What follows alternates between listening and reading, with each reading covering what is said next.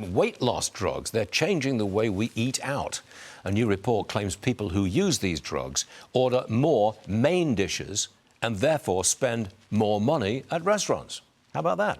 Joining me now is bar rescue guy Jon Taffer. Jon, welcome back to the program. It's been a long time. Too long? Don't be a stranger now. Too long. Are restaurants changing their menus to meet the weight loss challenge? We are, Stuart. You know, people are consuming less food, as we know, because of these GLP drugs. And restaurants are fighting high prices because we've been nailed with inflationary costs as well. A great solution is to reduce portion size, reduce prices, provide a greater value equation for the customer, because we're finding in many of our restaurants 40%, 30% of the food is being returned to be thrown out. And when you come in for lunch and you're going back to work, you don't take baggies with you because you're not going home. So we're finding reducing the portion size to adjust to these lighter appetites could be a nice solution for getting prices more manageable. Are restaurants responding to or feeling the effects of the change in alcohol ideas? The RFK Jr. He's removed the prohibition from 1 or 2 drinks a day. He's not exactly saying you can have as many as you like, but he's relaxing the prohibitions on alcohol. Have you seen that in your restaurants? Well, we have. You know, at this moment, about 54% of America is over 21 is consuming alcohol. That's a very low number, Stuart, the lowest number we've ever seen.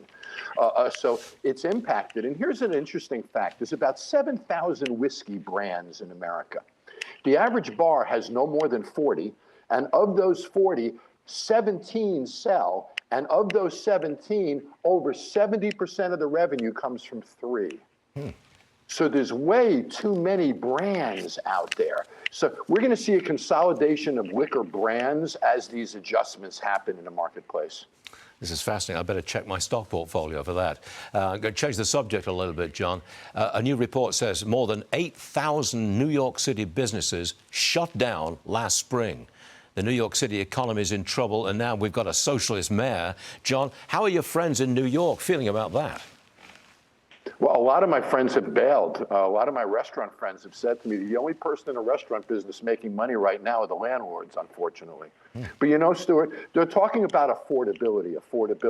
But you know, affordability starts with affordability of businesses.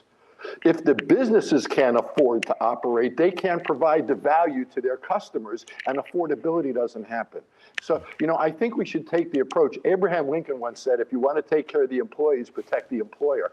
I think we need to understand that affordability comes from creating a more affordable environment for small business in markets like New York City. Definitely. And if we don't solve that small business issue, we're not going to solve the affordability issue for the consumer.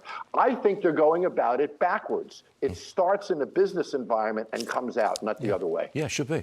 I've got one more for you, Jon. Season 10 of Bar Rescue comes out next month. Here's the preview. Shot. Oh, sorry. The kitchen. That was terrible. I've never seen a more disgusting restaurant in my life. We just gave you a taste of the past. I want to know what's new this season. You know what, Stuart? We just talked about the economic impact on small businesses and families that own small businesses. This is a very emotional season. All are family businesses. They're multi-generational businesses. Stuart, they're in debt hundreds of thousands of dollars. Their houses have been lost. Their families are broken. And it's an extremely emotional season. Some of the most powerful and dynamic stories we've ever told. And it's all because of these influences on the industry, these higher costs. Occupancy, utility, product costs, labor costs, insurance costs, everything is up. So the struggle is deeper and the challenge is greater as a result of that. And, you know, there's nothing more gratifying, Stuart, than helping that family business. We'd like to see it. Good stuff. Jon Taffer, always a pleasure. Come and see us again soon. Thank you very much, Jon. Good to see you, Stuart. You got it.